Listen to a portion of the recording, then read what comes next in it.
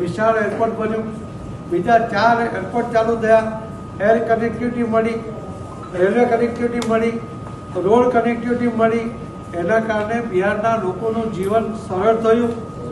એમને મેટ્રો મળી પટનામાં, એમને 35,000 લોકો બેસી શકે એવું સ્ટેડિયમ મળ્યું, એમને 20.5 કિલોમીટરનો મરીન ડ્રાઈવ ગંગા ઉપર નદી ઉપર એ બનાવવામાં આવ્યું છે, બોમ્બે કરતાં પણ મોટો છે.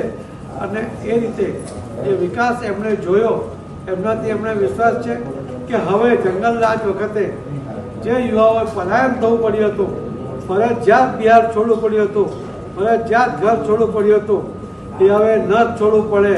કાયદો અને વ્યવસ્થાની જે પરિસ્થિતિ છે એ જે મજબૂત બની છે એ જળવાઈ રહે.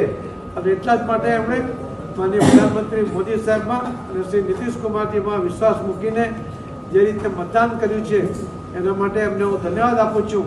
માનનીય શ્રી અમિતભાઈ શાહ સાહેબની રણનીતિ એ આમાં કામ લાગી છે અને એના કારણે આટલે એનડીએને આટલી મોટી જીત આ સરળતાથી મળી છે.